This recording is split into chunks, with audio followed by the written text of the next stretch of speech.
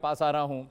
एक पाकिस्तानी आतंकवादी जो डिप्टी सुप्रीम कमांडर है हिजबुल मुजाहिदीन का, वो गला फाड़ फाड़ के ये कह रहा है कि पाकिस्तान में बैठे आतंकवादी संगठनों ने और आतंकियों ने कश्मीर में दहशत फैलाई और कश्मीर का कोई ऐसे कब्रिस्तान नहीं होगा जहां पर पाकिस्तानी आतंकियों को दफन नहीं किया होगा। इससे बड़ा सबूत क्या चाहिए पाकिस्तान को? कितना डिनायल करेगा? पूरी डिटेल, पूरा रिसर्च विश्लेषण मैं लेकर आया हूं ताकि पाकिस्तान में बैठे गेस्ट ये न कह सके कि ये सिर्फ नकली इल्जामात हम उनके ऊपर लगा रहे हैं। जनरल साहब। जय हिंद अमित, देखिए आपने बहुत ही डिटेल में पूरा सब कुछ साफ कर दिया है।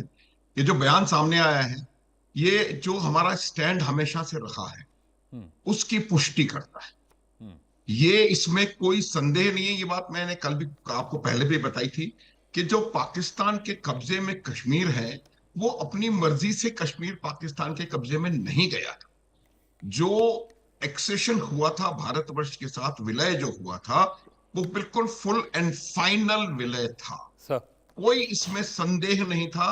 और जो डॉक्यूमेंट था, जो बाकी 562 रियासतों ने डॉक्यूमेंट साइन किया था, एग्जैक्टली वही डॉक्यूमेंट था।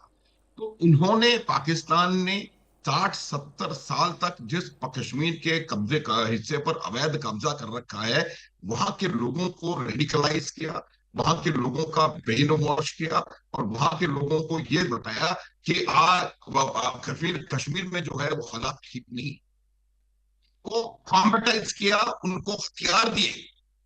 उनके जगह पर, उस जगह पर जाकर के उन्होंने नर्सरीज तैयार करी टेरर की, वहां पर टेरर कैंप्स बनाए, वहां पर टेरर के लॉन्च पैड्स बनाए, वहां पर टेरर की ट्रेनिंग और तरीके के वहां पर चीजें बना करके उन्होंने उस पूरे के पूरे इलाके को मिलिटराइज कर दिया।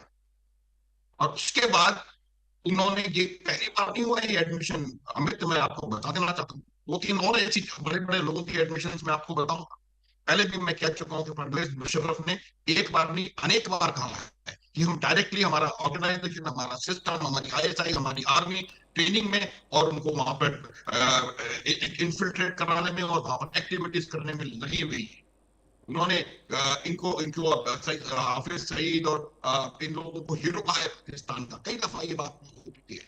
उसके अलावा इनका एक एयर मार्शल औरंगजेब, उन्होंने ये क्लेम किया है, क्लेम कि वी डिस्प्लेड टैक्टिकल ब्रिलियंस इन पुलवामा। मतलब पुलवामा में हमने एक टैक्टिकल ब्रिलियंस का वो प्रदर्शन किया। Clear cut indication, not indication, कि हमने पुलवामा में आकर के और भारत में इतना बड़ा 40 लोगों को खत्म कर दिया। तो ये तमाम चीजें जो है वो, अब जो स्टेटमेंट आया है, कहां दे रहा है वो स्टेटमेंट?